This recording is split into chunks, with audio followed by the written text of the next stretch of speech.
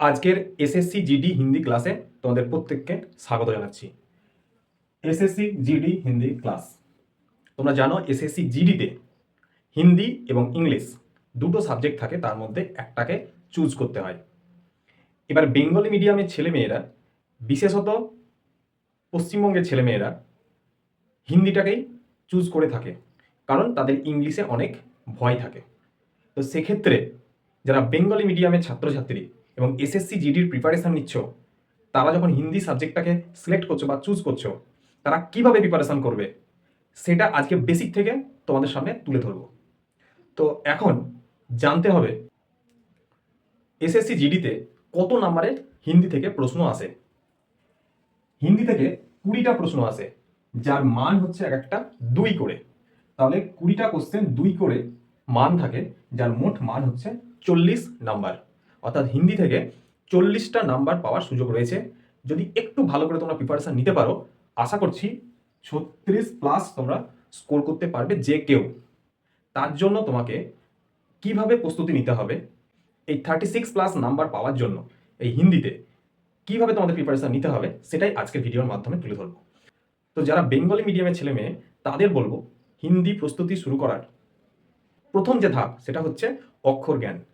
হিন্দি বর্ণমালার প্রত্যেকটা অক্ষর যেগুলো তোমরা স্ক্রিনে এখন দেখতে পাচ্ছ, এগুলোকে তোমরা প্রত্যেক দিন লেখার অভ্যাস করো, যাতে সেগুলো দেখলে তোমরা সহজেই চিনতে পারো।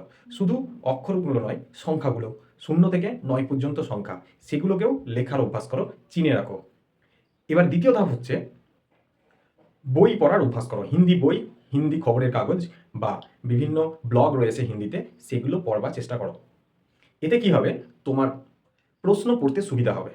কারণ হিন্দি যে পার্টটা থাকবে, সেখানে কোশ্চেনগুলো হিন্দি লেটারে লেখা থাকবে। তো তোমাকে সেগুলো বুঝবার জন্য হিন্দি অক্ষর জ্ঞানটা সব থেকে আগে প্রয়োজন। ওকে, দেখো হিন্দি বলার অভ্যাসটা আমাদের ছোট থেকেই হয়ে যায় শুনে শুনে। কারণ আমরা কার্টুন দেখি, হিন্দি কার্টুন, হিন্দি সিনেমা দেখি, সেখান থেকে শোনার অভ্যেস এবং বলার অভ্যেস কিছুটা হয়ে যায়। কিন্তু এই দুটো দক্ষতা নিয়ে তোমরা হিন্দি প্রশ্ন পড়তে পারবে না, এর জন্য অক্ষর জ্ঞান থাকা দরকার। তো প্রথম দুটো ধাপ তাদের ক্ষেত্রেই হেল্পফুল হবে যারা ক্লাস 7-8-এ সংস্কৃত নিয়েছিলে। যাদের ক্লাস 7-8-এ সংস্কৃত ছিল, তাদের এই হিন্দি অক্ষর চেনার ক্ষেত্রে সুবিধা হবে, কারণ ওই দেবনাগরী যে অক্ষরগুলো রয়েছে তার সঙ্গে হিন্দির অনেকটা মিল আছে। এবার বলি 3 নম্বর বিষয়টার কথা। তোমাকে হিন্দি যে সিলেবাসটা রয়েছে এসএসসি জিডির, সেটা তুমি যে কোনো ওয়েবসাইট থেকে পেয়ে যাবে। অনেক ওয়েবসাইট রয়েছে, তুমি একটু সার্চ করো, গুগলে গিয়ে টাইপ করো, দেখো পুরো পিডিএফ আকারে তোমরা সিলেবাসটা পেয়ে যাবে। কিন্তু ওই অত বড় সিলেবাসের মধ্যে কোন কোন পার্ট ইম্পর্টেন্ট, কোনগুলো থেকে প্রশ্ন বেশি আসে, সেটা একটু দেখে নাও। দেখো, প্রথমত 1 নম্বর আছে বিলোম শব্দ, অর্থাৎ বিপরীত শব্দ। তো বিপরীত শব্দ থেকে প্রশ্ন আসে।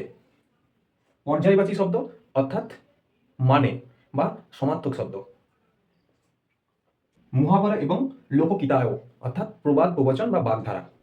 ঠিক আছে, নেক্সট আসছি 4 নম্বরে বাক্যাংশ কে লিয়ে এক শব্দ, অর্থাৎ এক কথায় প্রকাশ। এরপর আসছি শুদ্ধ অশুদ্ধ, অর্থাৎ বানান কারেকশন, এরর কারেকশন দেয়। হিন্দি বানান একটা ভুল দিয়ে দেবে, সঠিক বানানের 4টে অপশন দেবে, তোমাকে সেই বানানটা খুঁজে বার করতে হবে। এরপর আসছি বাক্য শুদ্ধি, অর্থাৎ বাক্য সংশোধন করা। এবার আসছি রিক্স স্থানাতি পূর্তি, অর্থাৎ শূন্যস্থান পূরণ। একটা বাক্য দিয়ে দেবে, সেই বাক্যের মধ্যে একটা জায়গায় শূন্যস্থান থাকবে, যার জন্য 4টে অপশন থাকবে, সেখান থেকে সঠিক শব্দ বেছে নিয়ে তোমাকে টিক করতে হবে। এরপর আসছি বাক্যাংশকা প্রতিস্থাপন, অর্থাৎ একটা গোটা বাক্য দিয়ে দেবে, যার মধ্যে কোনো একটা ওয়ার্ডের নিচে আন্ডারলাইন করে দেবে। সেই আন্ডারলাইন শব্দটা হয়তো ভুল থাকবে, যার জন্য 4টে অপশন তোমরা পেয়ে যাবে, সেখান থেকে সঠিক শব্দটা তোমাকে চয়ন করতে হবে। তা এটাই হচ্ছে বাক্যাংশকা প্রতিস্থাপন। এরপর রয়েছে সংজ্ঞা এবং লিঙ্গ, অর্থাৎ লিঙ্গ পরিবর্তন।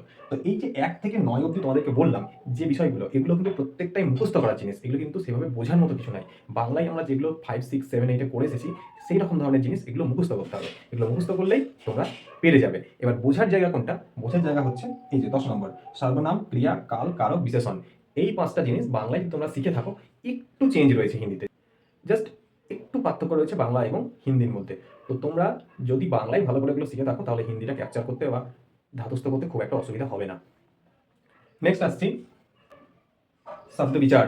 শব্দবিচার হচ্ছে যে বাংলা শব্দের যেমন বিভিন্ন অরিজিন বা উৎপত্তি থাকে, তোমরা বাংলা ব্যাকরণে হয়তো পড়েছো যে তৎসম শব্দ, তদ্ভব শব্দ, দেশি বাংলা শব্দ, তো সেরকম হিন্দির ক্ষেত্রেও রয়েছে তৎসম তদ্ভব।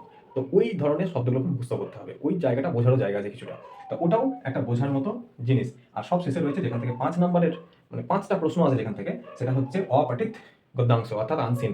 একটা পার্ট দিয়ে দেবে, বাংলাদেশে আমরা বোধ পরীক্ষণ বলে থাকি, তো একটা পার্ট দিয়ে দেবে, সেই পার্ট থেকে তোমাকে প্রশ্ন দিয়ে দেবে নিচে 5টা, সেই 5টা প্রশ্নের উত্তর উপরের পার্ট থেকে খুঁজে বার করতে হবে।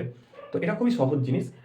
তোমরা যদি সঠিকভাবে উপরের পার্টটা পড়তে পারো তবেই এটা তোমরা করতে পারবে। তো এই যে সিলেবাসটা তোমাদেরকে আমি দিলাম, মানে ইম্পর্টেন্ট যে টপিকগুলোর কথা বললাম, যেগুলো থেকে বেশি প্রশ্ন আসে, সেগুলো নিয়ে আমি তোমাদেরকে হিন্দি ক্লাস করিয়ে দেবো। তার জন্য তোমরা আমার চ্যানেলটাকে সাবস্ক্রাইব করে রাখো, যারা ফেসবুকে দেখছো তারা ফলো করে রাখো। সেই ক্লাসগুলো মিনিমাম ধরো পাঁচটা ক্লাস, 4 থেকে 5টা ক্লাসের মধ্যে আমি টোটাল বিষয়টাকে কভার করে দেবো। যদি কিছু এক্সট্রা জানার থাকে কমেন্ট করো, চ্যানেলের সঙ্গে থাকো, বিভিন্ন ভিডিও আপলোড হবে, সেগুলোর মাধ্যমে তোমরা বিভিন্ন রকম ইনফরমেশন পেয়ে যাবে। তবে কমেন্ট করতে ভুলো না যদি কোনো অ্যাডিশনাল কিছু জানার থাকে, এক্সট্রা কিছু জানার থাকে। ওকে, থ্যাংক ইউ।